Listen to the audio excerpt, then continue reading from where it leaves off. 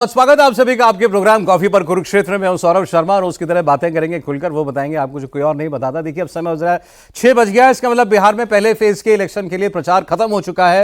मतलब भोपाल डाउन, सारे लाउडस्पीकर बंद, अब कोई रैली नहीं होगी पहले फेज के लिए और पहले फेज का मतदान परसों होगा। तो लेकिन लोग तो अब तक शायद मन बना चुके हों अगले 30-36 घंटों में कुछ बहुत बड़ा ना हो जाए तो अब चूंकि आपको कहीं सर्वे तो मिलेगा नहीं देखने के लिए, लेकिन अनुमान तो मिलेंगे। तो इस वक्त आप अगर बिहार का चुनाव समझना चाहते हैं, जो भी कुछ और कर रहे हैं छोड़िए और इंडिया टीवी के सामने आकर के बैठिए, क्योंकि बिहार की असल खबर यहां बैठी हुई है। प्रदीप सिंह जी प्रोग्राम में आ गए, बहुत स्वागत प्रदीप जी आपका। अजीत द्विवेदी जी हमारे साथ हैं, सीनियर जर्नलिस्ट, अभी बिहार के दौरे से लौटे हैं, कई दिन वहां रहे, बहुत सारी कॉन्स्टिट्यूंसीज में गए, बहुत सारे नेताओं से बात करके आए हैं। तो उनका क्या फाइनल ओपिनियन क्या है इस बिहार के बारे में, चुनाव के बारे में, उनसे पूछेंगे। और हमारे साथ मेट्राइज के डायरेक्टर मनोज कुमार सिंह जी। मनोज जी बहुत स्वागत आपका भी। देखिए मनोज जी का तो चूंकि काम है ये प्रोफेशनली सर्वे करना, तो मैं उनके ऊपर कोई टिप्पणी नहीं करूंगा। उनका जो भी रिकॉर्ड है वो सार्वजनिक है, पब्लिक है। आपकी मतलब आपका स्ट्राइक रेट, जैसे हम पार्टियों का स्ट्राइक रेट कहते हैं। बाकी दो लोग जो मेरे सामने बैठे हैं, प्रदीप जी के लिए तो मैं ये कहता ही हूं, उनकी पीठ पीछे भी कहता हूं कि भाई इलेक्शन एनालिसिस कोई अपवाद कुछ गलत निकला हो उनका, वैसे मुझे कोई याद तो नहीं है, तो निकला हो, नहीं तो मुझे उनका हर आंकलन ठीक प्रमाण में साबित हुआ। वो इसी 2024 के बाद जो चुनाव हुए उन्हीं में दिल्ली का, महाराष्ट्र का इलेक्शन और हरियाणा का इलेक्शन, हरियाणा कोई नहीं मान रहा था महाराष्ट्र में लैंडस्लाइड होगा, लेकिन उन्होंने बताया अपने एनालिसिस में, जैसे बिहार में बताते हैं कि ये होने जा रहा है, वैसा था। 2017 का यूपी का इलेक्शन, कोई नहीं सोच सकता था कि यूपी अपने दम पर सरकार बीजेपी बनाएगी। ये कह रहे थे, इंडिया टीवी पर कह रहे थे, दुनिया में कह रहे थे, वो बात सच साबित हुई। और जितना मैं अजीत जी को सुनता हूं, उनकी नॉलेज और उनकी बातों से मैं उतना ही प्रभावित होता हूं। और मैंने उनका आज एक वीडियो भी देखा जिसमें उन्होंने अपने बिहार के अनुभव शेयर किए हैं, तो वो मैं चाहता हूं कि वो आप लोग भी सुने। और मैं तो अपनी फीलिंग को आपके अनुभव के काफी करीब पा रहा हूं। बाकी जनता और क्या कहेगी और 14 को क्या होगा वो सब ठीक है, लेकिन ये रिस्क मैं ले रहा हूं कि मैं प्रदीप जी और आपकी ओपिनियन के साथ हूं।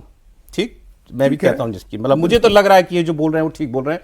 और इस बार मनोज जी का जितने सर्वे आपने देखे हैं वो भी उसी दिशा में ही है सारे सर्वे। हमने कई बार मनोज जी की टांग खींचने की कोशिश की, 49% वोट बीजेपी को दिया था, एनडीए को दिया था बिहार में, लेकिन मुझे लग रहा है यहाँ बैठे बाकी दो लोग की राय भी उसी के इर्द गिर्द चल रही है। लेटेस्ट आप जो बिहार से समझ के आए वो बताइए। देखिए सौरभ जी, बिहार में हमने कोशिश हमारी ऐसी थी कि जहां अभी चुनाव हो रहे हैं फर्स्ट फेज में, एक तो उन इलाकों में जाकर के देखें, क्योंकि वहां माहौल चार्ज हो गया, पूरी तरह से हो गया था, और जो गर्दो गुबार उड़ रहा था वो धूल बैठ गई थी, लोग सेटल हो गया था चुनाव। इसलिए हम उन इलाकों में गए जो सारण का इलाका था और फिर मगध का वो इलाका जहां अभी चुनाव वोट होने हैं। और वो हमारी फीलिंग ये थी, जिसको बार हमने लगातार कहा और सब आदमी उस बात को उसको दोहराया जा रहा है कि चुनाव नीतीश कुमार का हो गया है। हमने आपके प्रोग्राम में कहा था यहाँ की चुनाव किसका है, आपका सवाल था तेजस्वी का है या किसका, हमने कहा कि चुनाव नीतीश कुमार का है। उनके नाम पर चुनाव लड़ा जा रहा है। भारतीय जनता पार्टी भी उनके नाम पर चुनाव लड़ रही है, उनकी पार्टी तो लड़ ही रही है, आरजेडी भी उन्हीं के नाम पर चुनाव लड़ रही है, कांग्रेस भी उन्हीं के नाम पर चुनाव लड़ रही है। आप देखिए खड़गे जी और राहुल जी को कितनी चिंता हो रही है कि ये लोग मुख्यमंत्री नहीं बनाएंगे नीतीश कुमार को। भाई आप अपना सोचिए, वो लोग बनाएंगे या नहीं बनाएंगे। ज्यादा चिंता इसी बात की है कि ये लोग नहीं बनाएंगे, जीत जाएंगे तो इनको नहीं बनाएंगे, जीत जाएंगे तो इनको नहीं बनाएंगे। इसका मतलब सारी चीजें फोकस्ड हो गई है नीतीश कुमार के आसपास। नीतीश कुमार के आसपास जब चुनाव फोकस हुआ है तो इसमें दो चीजें बहुत ध्यान देने की बात है। गैर यादव पिछड़ा, हम बार बार कहते हैं, गैर यादव पिछड़ा और अति पिछड़ा, महिलाएं, फॉरवर्ड, ये समूचा वोट उनके इर्द गिर्द पोलराइज होगा। क्योंकि बीजेपी भी साथ में है, लोक जनशक्ति पार्टी भी साथ में है, उपेंद्र कुशवाहा की पार्टी राष्ट्रीय लोक मोर्चा भी साथ में है, और जीतन राम मांझी का हिंदुस्तानी अवाम मोर्चा भी साथ में है। पिछली बार चिराग पासवान अलग थे, उनकी लोक जनशक्ति पार्टी अलग थी। वो सिर्फ 6.25% वोट ऐड अगर हो रहा है तो लैंडस्लाइड विक्ट्री हो रही है एनडीए की। ये हम जो ग्राउंड पर घूम करके आए, एक जगह सिंगल, हम अपवाद के लिए भी कह रहे हैं कि किसी ने नहीं कहा कि हमको मोदी और नीतीश से नाराजगी है, एक ने नहीं कहा। हाँ, विधायक से नाराजगी है, लोकल एंटी इनकम्बेंसी है, एमएलए के खिलाफ डिसकंटेनमेंट है। लेकिन आप सब लोग जानते हैं, प्रदीप जी जानते हैं इतना चुनाव कवर करने के बाद, कि अगर ऊपर टॉप लीडरशिप से आप नाराज नहीं हैं, सरकार को बदलने की सोच नहीं है, लोकल डिसकंटेनमेंट है, तो बूथ तक जाते जाते वो समाप्त हो जाता है, लोकल नाराजगी समाप्त हो जाती है। टॉप लीडरशिप जो सरकार है उससे नाराजगी अगर नहीं है, उसको बदलने की सोच नहीं है, तो आप विधायक से, एमपी से कितने भी नाराज हों, वो जाकर के बूथ पर समाप्त हो जाता है। तो ये जो फीलिंग थी वो ये थी कि लोकल विधायक इसकी बदले न दूसरे को दिए रहते तो हम वो जीत जाता है। फिर आप मुख्यमंत्री किसको देखना चाहते हैं? तो मुख्यमंत्री तो हम नीतीश कुमार को ही देखना चाहते हैं। तो फिर आप कैसे इसको हरा सकते हैं, जिसको, जब आप नीतीश कुमार को मुख्यमंत्री देखना चाहते हैं तो आप एनडीए के कैंडिडेट को कैसे हरा सकते हैं? ये सिंपल लॉजिक है। ये हमने लोगों से पूछा, कन्फ्रंट किया, तो उन्होंने कहा कि नहीं, हम एक इसको हरा देंगे, इसे तो बहुत सीट आ रहा है, तो जीत ही जाएंगे, सरकार तो बन ही जाएगी, लेकिन इसको हरा देंगे। तो वो नाराजगी दूर हो जाती है, समाप्त हो जाती है जैसे जैसे चुनाव नजदीक आता है। तो एक तो हमारा ये ऑब्जर्वेशन था कि मोदी और नीतीश कुमार के खिलाफ कोई नाराजगी नहीं है, कोई एंटी इनकम्बेंसी ऐसी नहीं है कि इनको उखाड़ फेंकना है।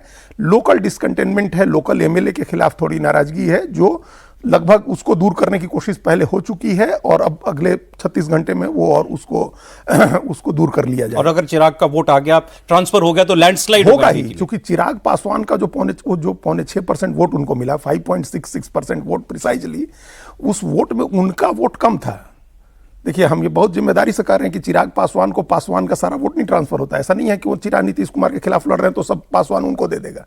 उनको 60% वोट मिलता है पासवान का, ठीक है ना। आप जो बड़े बड़े महारथी हैं जो जैसे लालू यादव हैं, उनको भी 70 से 80% ही यादव वोट मिलता ठीक बात है। इनको 60% तक अधिकतम मिलता है पासवान का वोट। बाकी वोट नीतीश कुमार को जाता रहा है, बीजेपी को भी जाता रहा है। भाई, बड़े नेता रहे, संजय पासवान बीजेपी के बड़े नेता थे, अभी भी हैं, तो उनको जाता रहा है वोट उन लोगों को भी।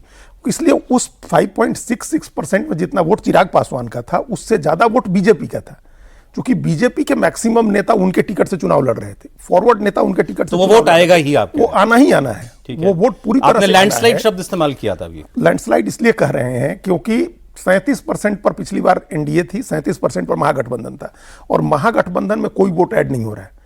उनके यहाँ जो मुकेश सहनी से ऐड हो रहा है, वो उधर उपेंद्र कुशवाहा के जोड़ने से न्यूट्रलाइज होगा, ठीक है।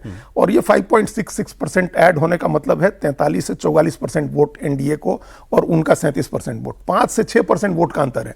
हम अगर माने कि 2-3% प्रशांत किशोर ले जाएंगे, तब भी 3% वोट का अंतर रहेगा। ये तो एक हो ही गया। उसके अलावा कास्ट न्यूट्रल जो वोट है महिलाओं का, वो वोट इस बार पहले से ज्यादा आक्रामक तरीके से ऐड हो रहा है एनडीए के साथ। 10,000 रुपए की वजह से, 10,000 रुपए की वजह से, 1,100 रुपए के वृद्धावस्था पेंशन की वजह से, 60 साल की जो महिला, उसको 1,100 रुपए खाते में आने लगे जो पहले 400 आते थे। वृद्धावस्था पेंशन की वजह से, 125 यूनिट बिजली फ्री होने की वजह से, ये तमाम जो अभी महिलाओं को लेकर के आए तेजस्वी यादव ने क्यों इतनी बड़ी बड़ी घोषणाएं की? उन्होंने कहा 14 जनवरी को 30,000 रुपए सीधा करने की जरूरत क्यों पड़ी आपको? क्योंकि ये ग्राउंड से उनको फीडबैक है कि ये वोट जा रहा है पूरी तरह से नीतीश कुमार, मतलब एनडीए की तरफ जा रहा है, नीतीश कुमार के नाम की वजह से और नरेंद्र मोदी के नाम की वजह से। चूंकि अनेक लोगों ने हमसे बातचीत करते में लोगों ने राशन का भी जिक्र किया, शौचालय बने हैं उसका भी जिक्र किया, केंद्र सरकार की योजनाओं का भी लोग जिक्र कर रहे थे। और ये 1,100 रुपए की पेंशन, 125 यूनिट बिजली फ्री, 10,000 रुपए खाते में आना, ये 3 चीजें ऐसी हुई जिनकी वजह से ये एकदम से ग्राफ ऊपर उठ गया। आपने कहा महिलाओं का मतलब एक तरफा वोट नीतीश कुमार को, काफी लीड के साथ महिलाओं का वोट, अगड़ा वोट बीजेपी की वजह से, ओबीसी ईबीसी का वोट उनको जो नीतीश कुमार, गैर यादव ओबीसी और ईबीसी का वोट ये मिल ही रहा है। और चिराग पासवान का वोट ऐड होकर इस बार आएगा, उपेंद्र कुशवाहा कुछ ऐड कर रहे हैं, उधर कुछ जोड़ नहीं रहा है, महागठबंधन के पास कुछ जोड़ नहीं। एक मुकेश सहनी जोड़ रहे हैं, तो उतना न्यूट्रलाइज हो रहा है। उपेंद्र कुशवाहा भी पिछली बार एनडीए से बाहर थे। ठीक है, आपने कहा लैंडस्लाइड हो सकता है ये एनडीए के लिए, नीतीश कुमार और मोदी को चाह रही है बिहार की जनता, तो इससे साफ साफ और क्या सकते हैं प्रदीप जी? उनका, मैंने तो आपको ये भी एक जगह कहते सुना कि इवन मुस्लिम महिलाओं में भी बात करने वाले लोग हैं कि नहीं, नीतीश कुमार ठीक है। इसलिए हमने कास्ट न्यूट्रल कर दिया और कम्युनिटी न्यूट्रल कर दिया महिलाओं को। महिलाओं में अभी, मतलब मुस्लिम महिलाओं में हमारी जो बातचीत है, मतलब आप ये समझिए 50 में से 10-12 मुस्लिम महिलाओं ने कहा कि हम लोग नीतीश कुमार को वोट देंगे, बीजेपी को नहीं, नीतीश कुमार को वोट देंगे। और यादव महिलाओं में ये परसेंटेज 20 से ज्यादा है कि हम नीतीश कुमार को वोट करेंगे।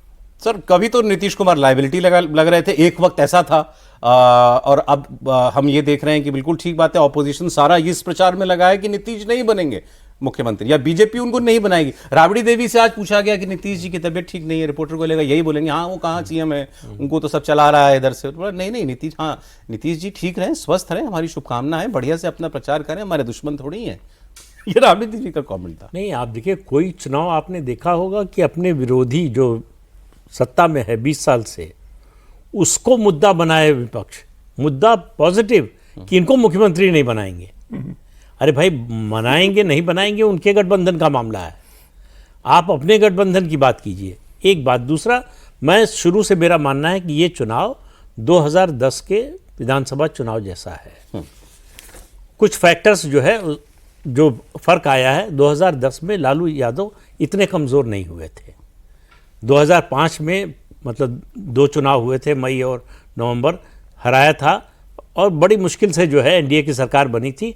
2010 में जो जीत थी एनडीए की, वो इसको लैंडस्लाइड कह सकते हैं आप। 23 सीट पर आ गई थी आरजेडी उसमें, उस चुनाव में और अब लालू प्रसाद यादव नहीं है। लोग कहते हैं कि भाई लालू का ज़माना जंगल राज जिन्होंने देखा वो लोग बूढ़े हो चुके हैं, जो युवा हैं उन्होंने तो देखा नहीं। तो आप कोई किताब आती है, जिसने पढ़ी है कुछ सब, और जिसने नहीं भी पढ़ी है कुछ समय बाद भूल जाते हैं लोग, ये होता है। लेकिन जब उसका नया एडिशन आ जाता है तो सारी याद फिर से ताज़ा हो जाती है। तो तेजस्वी यादव लालू प्रसाद यादव के जंगल राज का नया एडिशन है, तो इसलिए भूलने नहीं देंगे, लालू परिवार ही नहीं भूलने देगा जंगल राज को। दूसरी बात, 2 फैक्टर जो है, एक बहुत बड़ा और एक दूसरा फैक्टर, चूंकि मतलब सीधे बिहार से उस तरह से जुड़े हुए नहीं हैं। प्रधानमंत्री नरेंद्र मोदी का बड़ा फैक्टर जो 2010 में नहीं था। बाकी चीज़ें तो छोड़िए, प्रचार करने भी नहीं आने दिया था नीतीश कुमार ने, मुद्दा बना लिया था। और दूसरा योगी आदित्यनाथ, बगल का प्रदेश है, दोनों प्रदेश बीमारू राज्यों की श्रेणी में आते थे। उत्तर प्रदेश में क्या बदलाव हुआ है, कानून व्यवस्था हो या विकास हो, ये सबको दिखाई दे रहा है। तो बीजेपी की सबसे बड़ी जो उसका प्लस पॉइंट सबसे बड़ा है वो ये है डिलीवरी। जो कहा वो करके दिखाया है, जमीन पर उतार के दिखाया है। चाहे विकास की बात हो और चाहे जो है उनके वैचारिक मुद्दे हों, राम जन्मभूमि का मंदिर हो, दूसरे धार्मिक स्थान हो, सांस्कृतिक दूसरी बातें हों, उन सबको करके दिखाया है। और तीसरा राष्ट्रवाद, जिस तरह से 2014 के बाद से आतंकवादी, आप याद कीजिए कि कब आपने आखिरी बार सुना था कि यहाँ पर बम विस्फोट हो गया इस शहर में। जम्मू कश्मीर को छोड़ दीजिए, नहीं तो आप चलते थे, आम लोग भी चलते थे बस में, पीछे लिखा होता था सीट पर, लावारिस सामान हो तो पुलिस को सूचित करें। वो लिखा हुआ कब देखा था? 2014 के बाद तो मुझे नहीं लगता किसी ने वो लिखा हुआ देखा हो। किसी शहर जो है बम विस्फोट होते थे। वो परिस्थिति बदल गई। लोगों को वेलफेयर, सबसे बड़ी कमी थी जो देश में, वो वेलफेयर स्कीम्स की थी। जी भाई सरकार बदल रही है, बहुत कुछ बदल रहा है, नीतियां बदल रही हैं, आम आदमी को क्या मिल रहा है, उसके जीवन पर क्या फर्क पड़ रहा है, उसको मतलब इसी से था कि हमारे जीवन स्तर में कोई सुधार हो रहा है कि नहीं। और उसके लिए अभी गिनती करा दी अजीत जी ने, बहुत सारी स्कीम, हाँ बहुत सारी स्कीम टेंजिबल लोगों को दिख रहा है, हमको मिल गया, दिख रहा है, मिल गया और मिलने वाला है, मिलने की उम्मीद भी आगे भी। ठीक है कि ऐसा नहीं है कि मतलब ये हो गया अब खत्म हो गया। तो इसलिए सबसे बड़ा फैक्टर जो चुनाव में होता है वो विश्वसनीयता का होता है। नेतृत्व की जो विश्वसनीयता है वो आपको जो है जिताती है। आप कह रहे हैं ऑपोजिशन, सबसे बड़ा प्रमाण कि ऑपोजिशन को लग रहा है कि चुनाव हाथ से जा रहा है वो यही है कि वो ये बताने लगे हैं कि नीतीश तो रहेंगे नहीं, तुम वोट किसके लिए कर रहे हो, नीतीश को तो सीएम बनाने नहीं वाले। ये बात मनोज जी 10 सेकंड दीजिएगा, कहीं ग्राउंड पर ये बात आपने होती हुई सुनी कि भाई नीतीश तो कमांड में नहीं है, नहीं भाई नीतीश को तो शायद ना बनाए, बीजेपी वाले बना लेंगे इस बार तो? नहीं, ये इस बार तो नहीं ही सुनी हमने। जब ये मुद्दा पीक पर था तब भी नहीं सुनी थी हमने, और तब भी हमने आपके प्रोग्राम में कहा था कि हम लोग नहीं कन्विंस कर पाए लोगों को, गांव की महिलाओं को। उन्होंने पूछा, हमने पूछा कि भाई नीतीश कुमार की बीमारी का कुछ आइडिया है, बीमार है नीतीश कुमार? तो उन्होंने पूछा क्या बीमारी है नीतीश कुमार को, तो हम लोगों ने कहा कि भाई भूल जाते हैं, डिमेंशिया तो हम नहीं समझा सकते हैं कि डिमेंशिया क्या बीमारी है, भूल जाते हैं। तो कहा कि कौन बीमारी, जो भी भाषा अपनी थी कि कौन बीमारी है, तो भूल तो कोई भी जाता है, ये कोई बीमारी थोड़े है।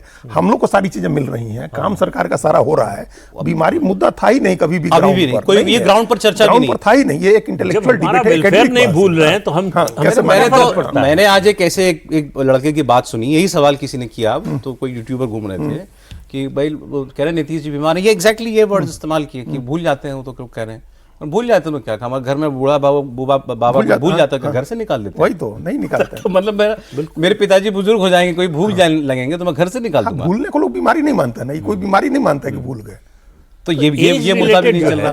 ठीक है, अब एक बात जो आपके मैंने उस वीडियो में सुनी थी कि अगर वोट परसेंटेज बढ़ा, जो बढ़ना चाहिए एसआईआर की वजह से, वोटिंग प्रतिशत, तो उसका लाभ सीधा एनडीए को होगा। आपको लगता है ऐसा? हाँ, 100% लगता है। जैसे अभी शुरुआती लोगों ने किया, प्रदीप जी ने भी किया कि भाई नीतीश को लेकर विपक्ष से ज्यादा परेशान है को मुख्यमंत्री बने या ना बने। और सबसे बड़ी दुखदाई ये बात है महागठबंधन में कि वो चुनाव लड़े कैसे, लालू का नाम लिया जाए कि नहीं लिया जाए, इमेज की ये होता है। उनके बेटा वो बात नहीं कह पा रहे हैं कि लालू के तरह शासन हम लेकर आएंगे। तो सोचिए कि कितनी बड़ी बात है कि उनको पता है 15 साल के शासन को, और कहते हैं कि भाई ये हम लोगों का महागठबंधन के सबसे सर्वमान्य नेता है। तो यहां पे एक परिवर्तन दिखता है। दूसरी बात है कि जो इनके वोट बेस था एनडीए का, मैं छोटी छोटी सीटों का बता रहा, जैसे अभी मैं मैथिली के क्षेत्र में गया था, आम आदमी से पूछेंगे तो मैथिली जीत रही है, लेकिन जब पत्रकार हो चाहे इन्फ्लुएंसर टाइप के लोग हैं उनसे पूछिएगा तो कहेंगे ना इनके पिताजी ने तो यहाँ पे गाना गाने के लिए पैसा ले लिया तो ये कर लिया, ये तो नहीं जीतेंगे। लेकिन बीजेपी वो कैसे जीते उसके लिए पूरी तरह से रणनीति बना लिया है। इस बार जैसे शाहबाद वाला एरिया में आप देखे होंगे पिछले पार्लियामेंट के इलेक्शन में कि बहुत सारा वोट नुकसान हुआ था, वो राजपूत पवन सिंह को लेकर, राजपूत मेंटेलिटी को लेकर। इस बार पवन सिंह को लाया गया और पवन सिंह का कल जो बक्सर में रैली हुई है, लोग बता रहे हैं कि इस क्षेत्र का अभी तक का सबसे बड़ा रैली है। और ये जो एरिया होता है, जो आरा से लेकर आप आइए गया और गया से लेकर फिर चले जाइए कैमूर तक, यहां पे जो राजपूत है वो इन्फ्लुएंसर के रूप में काम करते हैं। वोट प्रतिशत चाहे जो भी हो, लेकिन वो जिस कैंडिडेट के पीछे खड़े हो जाते हैं उसे जिता कर ले आते हैं। बीजेपी के लिए सबसे दुखदाई था कि चिराग को लेकर आए, चिराग का उतना अधिक सीटों का डिमांड करना, मुझे लगता है कि वो थोड़ी सी बीजेपी के लिए मुश्किल आएगी कि वहां पे सीट लॉस हो सकता है। उसी तरीके से जैसे इनका ले लीजिए, चिराग उतना कन्वर्ट ना कर पाए। अच्छा, तो ये चीजें हो रही थी। यहां पे एक दो चीजों का नुकसान होते हुए दिख रहा है जो बीजेपी को होगा, लेकिन बीजेपी चुनाव कैसे लड़ा जाता है उससे ज्यादा माने अनुभव जो उसने प्राप्त किया और जो लड़ रहा उसके बारे में आप नहीं समीक्षा कर पाएंगे। महागठबंधन में सिर्फ मछली पकड़ने तक का ही सीमित रह गया है, रोड पे झाड़ू लगाने के लिए सीमित रह गया। ये नकल करके चुनाव में आकर अपने आप को स्थापित करना ये बड़ा मुश्किल है। आज एक सीनियर चुनावी मतलब पॉलिटिकल रिपोर्टर हैं, एडिटर हो गई हम तो, उन्होंने एक आर्टिकल लिखा हुआ है, उसमें लिखा है कि ये क्लियरली आरजेडी की तरफ से और तेजस्वी यादव की तरफ से कहा गया पहले दिन जब एक साथ सभाएं की थी राहुल गांधी और तेजस्वी ने कि कृपया आप अलग कीजिए, प्रचार हम अलग करेंगे। ये आरजेडी ने कहा उनसे कि एक साथ नहीं हो पाएगा, एक मंच पे नहीं हो पाएगा, जो बात आप कह रहे हैं वो हमको नहीं सूट कर रही है। तो ये अगर सच्चाई है इसमें तो फिर तो आप नहीं, वो तो प्रत्यक्ष है ना भाई। जो मुद्दे राहुल गांधी उठा रहे हैं उनका बिहार के लोगों से, बिहार के चुनाव से कोई ताल्लुक ही नहीं है। ये बात तेजस्वी यादव को, आरजेडी को समझ में आ रही है। आज उन्होंने कह दिया 10% लोग सीना चला रहे हैं। भाई वो कुछ भी कह सकते हैं। दो व्यक्ति हैं इस विश्व में, डोनाल्ड ट्रंप और राहुल गांधी, जो कुछ भी बोल सकते हैं। उनको इससे कोई मतलब नहीं कि ये तथ्यात्मक रूप से सही है गलत है, ये बोलना चाहिए नहीं बोलना चाहिए, ये सच है कि गलत है, इस सब से मतलब नहीं है। हमने बोल दिया, हमको बोलना था, हमने बोल दिया। वही ट्रंप करते हैं, वही राहुल गांधी कर रहे हैं। तुलना भी आपने क्या निकाली। लेकिन आपने ये जो आपने बात कही कि अगर वोट टर्नआउट अगर बढ़ जाता है, ज्यादा वोट होगा तो नीतीश 160 मतलब कहां चले जाएंगे, कहां नहीं जा सकता। आपने तो ये भी कहा कि महिलाओं के प्लस महिला वोट के लिए कहा है। हाँ। और हमने कहा कि 81% तक स्ट्राइक रेट। हमने इसलिए कहा कि पहले तो यह है कि एसआईआर का क्या इंपैक्ट होगा। हम एक जनरल बता रहे हैं ओवरऑल बिहार का, और एक इंडिविजुअल सीट का बता रहे हैं जिस पर अभी चुनाव है परसों। दानापुर और दीघा 2 सीटें हैं पटना की। इन दोनों सीटों पर चुनाव है परसों 6 तारीख को। और इतनी इंपॉर्टेंट सीट है, दानापुर पर योगी आदित्यनाथ नॉमिनेशन कराने गए थे रामकृपाल यादव का, पहली रैली हुई थी उनकी, और वो इतना इंपॉर्टेंट है। कल प्रचार किया, कल वहाँ रोड शो किया जा करके, उसकी अलग कहानी है। 5 सेकंड में वही बता दें हम आपको। हम लोग अभी कह रहे थे कि राहुल गांधी पंक्चर कर रहे थे तेजस्वी के कैंपेन को, कल लालू यादव ने पंक्चर कर दिया। कैसे? अरे कल सवेरे से आरजेडी ने एक प्लान किया हुआ था कि सम्राट चौधरी और ललन सिंह जा रहे हैं अनंत सिंह के लिए रोड शो करने। हम लोग इस पर ऐसी तैसी कर देंगे एनडीए की कि भाई एक अपराधी जो जेल में बंद है उसके लिए सम्राट चौधरी और ललन सिंह रोड शो कर। ये रीतलाल यादव, अब ये लोग इशू बनाते तब तक जेल में बंद रीतलाल यादव के लिए रोड शो करे लालू यादव। तो शुरू होने के पहले पंक्चर हो गया। और रीतलाल यादव बहुत ड्रीडेड क्रिमिनल है, जेल में बंद है, अनेक हत्या, अपहरण और जमीन कब्जा और इन सब मामलों में। तो उसके लिए लालू यादव ने रोड शो कर दिया। फायदा क्या हुआ नहीं पता है, लेकिन वो पंक्चर हो गया उस रोड शो पर जो कैंपेन था। खैर, तो हम जो माइक्रो लेवल पर कहें तो दीघा और दानापुर दोनों ऐसा एरिया है जिसका शहर में भी है और दियारा का बहुत बड़ा एरिया है आगे 20-25 मिनट की दूरी पर जंगल, मतलब दियारा एकदम नदी का कछार और उस तरह का, मतलब 20,000 लोग वहां भी वोटर थे और यहाँ शहर में भी वोटर थे। सुबह वहां वोट डाला और उसके बाद आ गए टाउन में और यहाँ भी आकर के वोट डाला। अच्छा, ठीक है ना। अब वो वोट कट गए, हमको हमारा जो अंदाजा है कि 12 से कुछ 15-16 हजार वोट कटा है दानापुर में और इतना ही दीघा में कटा है। अब ये सीधा माइनस हुआ है आरजेडी का वोट। ये वोट दियारा से डुप्लीकेट वोटर थे, तो ये माइक्रो लेवल पर हुआ। एसआईआर का एक तो बड़ा फायदा इस कॉन्स्टिट्यूएंसी दोनों जगह बीजेपी को ये मिल रहा है, ये माइक्रो लेवल पर हुआ। मैक्रो लेवल पर क्या था, हम बिहार के लोगों के लिए कहा जाता था कि आप लोग तो पर कैपिटा इनकम भले कम है लेकिन पर कैपिटा पॉलिटिकल अंडरस्टैंडिंग आपकी बहुत ज्यादा है, इतने जागरूक लोग हैं, आप वोट डालते हैं आप लोग 55%, 57%। तो वो इसलिए नहीं होता था क्योंकि ये जो देखा ना आपने 69 लाख वोट कटे हैं, ये वोट तो परसेंटेज कम कर देगा ना। इतना ऐसा वोटर है जो एग्जिस्ट ही नहीं करता है और उसको उसी के आधार पर परसेंटेज निकालेंगे ना, तो ये कट गए। अब जो है जेन्युइन वोटर है तो परसेंटेज बढ़ जाएगा, 60-62 से ऊपर परसेंटेज जाएगा पोलिंग का बिहार में। हमारा ये अपना मानना है, जो हम महिलाओं से बात करके आए, दलित बस्ती में, दलितों में भी तीनों चारों जातियों से जो बड़ी प्रोमिनेंट जातियां हैं, पासवान, रविदास और मुसहर जो भुइयां हैं, और दूसरी ईबीसी जातियों में उनकी महिलाएं अगर वोट करने निकलती हैं और 2 से 3% पुरुषों से ज्यादा वोट होता है, पुरुषों के मुकाबले 2 से 3%, जो हम लोग को पता चल जाएगा परसों शाम में, तो स्ट्राइक रेट हम कल्पना नहीं कर सकते हैं कि कितनी सीटें हो जाएंगी अगर 2 से 3% महिलाओं का ज्यादा वोट हो गया। हम यही इस आधार पर कह रहे हैं, देखिए इनके पास, मनोज जी के पास डाटा होगा, क्योंकि पिछले चुनाव में 1 सेकंड खत्म करें 5 सेकंड में, जो पिछले चुनाव का फर्स्ट फेज था उसमें 71 सीटों पर पोलिंग हुई थी फर्स्ट फेज में, जहां 49 सीटें मिली महागठबंधन को और सिर्फ 22 एनडीए को मिली। उसमें उस फेज में महिलाओं का वोटिंग परसेंटेज पुरुषों के मुकाबले 2% कम था। वही फेज था, महिलाओं का 2% कम था और एनडीए को इतना झटका लगा कि वो लोग 22 सीट, एनडीए की सीटें मुस्लिम वोट के से डायरेक्ट प्रोपोर्शन में है, महिला वोट से महिलाओं का, मतलब ऐसे लड़ाई है, बराबर की लड़ाई है, लेकिन महिलाएं ऐसा एडेड एडवांटेज है वहां, लड़ाई बराबर भी नहीं कहेंगे, मतलब एडवांटेज तो एनडीए को है ही, लेकिन अगर महिलाओं का वोट परसेंटेज 2 से 3% ज्यादा होता है पुरुषों से, तो फिर नतीजे कहां जाएंगे। तो ये भी कहा थोड़ा लोगों को शायद मतलब सरप्राइजिंग लगे कि भाई जो बैकवर्ड कास्ट में महिलाएं हैं वो ज्यादा स्वतंत्र हैं अपना वोट कास्ट करने के लिए, बजाय कि फॉरवर्ड कास्ट की महिलाएं। बिल्कुल है, उनको ज्यादा आर्थिक आजादी भी है, सामाजिक आजादी भी है, राजनीतिक आजादी भी है, क्योंकि वो शारीरिक श्रम करती हैं, परिवार चलाने में ज्यादा योगदान करती हैं अपने शारीरिक श्रम से, अपनी मेहनत से।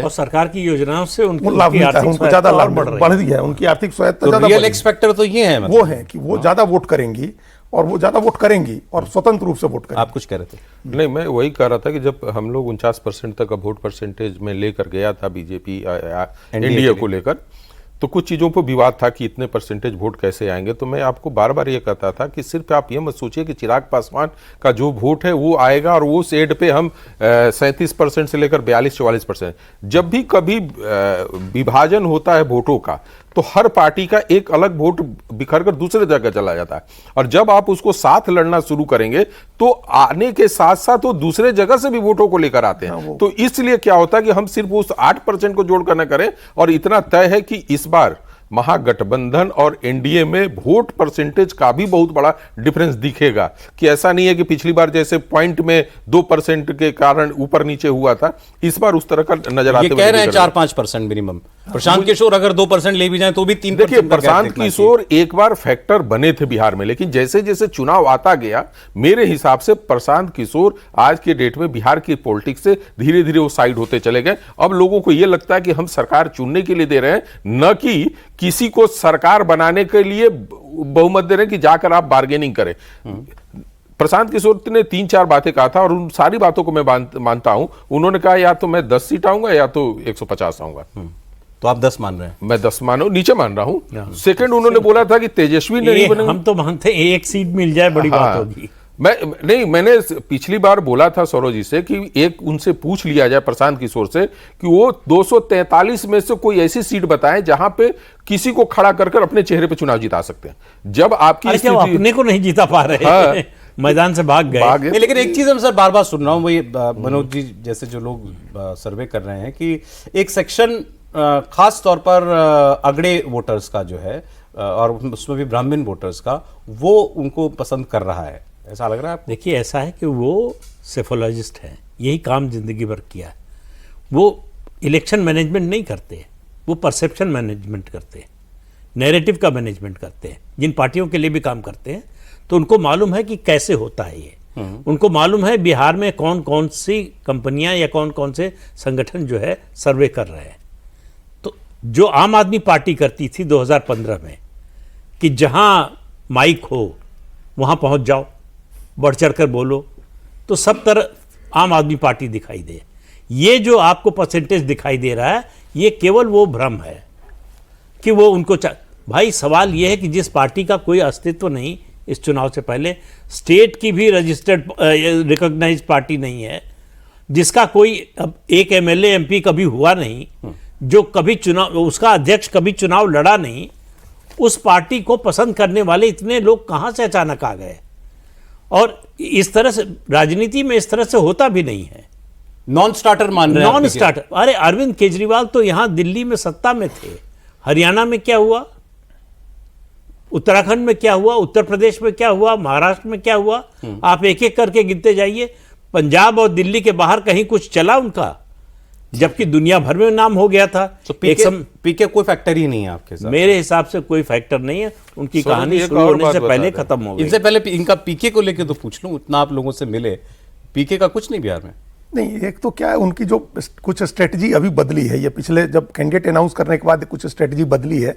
अब वो सभी 243 सीटों पर फोकस करके लड़ने की बजाय कुछ टारगेटेड सीटों पर वो चुनाव लड़ रहे हैं। अच्छा। और उन टारगेटेड सीटों पर उनके कैंपेन भी हो रहे हैं, और वो ऐसी सीटें हैं जहां उन्होंने उम्मीदवार ऐसे लोगों को दिया है जो अपने दम पर कुछ वोट ले आ सकने में सक्षम है। तो उन सीटों पर पहले भी एक दिन हम चर्चा कर रहे थे हम लोग, अररिया की जैसे जो की हाट सीट है, शिवहर में बाजपट्टी सीट है, बेलसंड की सीट है सीतामढ़ी में, जैसे चिरैया की सीट है, ढाका की सीट है पूर्वी चंपारण में, जैसे करगहर की सीट है उनके अपने घर की सीट जहां उनका जन्म स्थान है करगहर बक्सर में, या बक्सर की सीट है, या छपरा में कैंडिडेट के अपने पुल की वजह से कैंडिडेट वहां अच्छे हैं। जैसे रिटायर्ड आईपीएस जेपी सिंह है, रिटायर्ड आईपीएस आर के मिश्रा हैं, अनवारुल हक 4 बार के एमपी हैं, उनका बेटा है बाजपट्टी से, उनका तस्लीमुद्दीन साहब का बेटा है सरफराज जो की हाट से। तो इस तरह के जो कैंडिडेट है, केसी सिन्हा है कुमार से, रितेश पांडे है भोजपुरी का गायक करगहर से। तो ऐसी जो सीटें हैं जहां इंडिविजुअल कैंडिडेट अपने स्ट्रांग है, अब उसको टारगेट करके और उनकी पार्टी चुनाव लड़ रही है कि ये इनमें से कुछ सीट निकल जाए, अगर इनके दम से कुछ हम ऐड कर सकें इसमें अपने मैनेजमेंट से, अपना परसेप्शन मैनेजमेंट से, तो वो एक टारगेटेड लड़ाई वो लड़ रहे हैं हमको लग रहा है। और उनके वोट परसेंटेज को लेकर के हम पहले भी कभी इस बात में नहीं थे कि वो डैमेज कर रहे हैं एनडीए को या इंडिया ब्लॉक को। अन्य का वोट अभी भी 20% है बिहार में, इतने पोलराइजेशन के बावजूद। हम माने कि 37% पर अगर जैसा मनोज जी भी कह रहे हैं इंडिया ब्लॉक है और 44% एनडीए हो गया, तभी 81% हुआ ना। इसके बाद 19% वोट है, तो वो किसको जाएगा? इनके 243 कैंडिडेट लड़ रहे हैं। आपको नहीं लगता कि पीके के लिए एनडीए या महागठबंधन का वोट टूटेगा? उनका अपना जो अन्य का वोट है, जो निर्दलियों को जाता है या दूसरी छोटी पार्टियों को जाता है, वो वोट उसका एक मेजर चंक उनके साथ चला जाएगा। अरे मैंने एक बात आपकी सुनी, वो अब इस पर आप बाकी दोनों अपनी राय दें। बड़ा नॉवल थॉट था वो कि इवन यादव और मुस्लिम वोटर्स में भी एक सेक्शन ऐसा है जो आज भी चाहता है कि नीतीश ही रह जाएं तो ठीक है। नहीं, देखिए, इनको लगता है कि भाई बीजेपी आ गई तो ज्यादा प्रॉब्लम है, किसी तरीके से इनको तीसरी ताकत बना करके रखो। ये एक पॉलिटिकल थ्योरी है हमारी, जो मतलब हम घूम के अपने, हम पॉलिटिकल साइंस के स्टूडेंट भी हैं, हमने मतलब पॉलिटिकल साइंस पढ़े हुए हैं, तो एक थ्योरी के तौर पर हमने इसको आजमाया, लोगों से बात की, तो ये बात समझ में आई। प्रदीप जी भी उस बात को, चूंकि वो थ्योरेटिकल बात है, उनको लग रहा है उन यादवों में और मुसलमानों में भी एक वर्ग को कि एक बफर की जरूरत है यहाँ, नहीं तो यूपी जैसे हालात हो जाएंगे।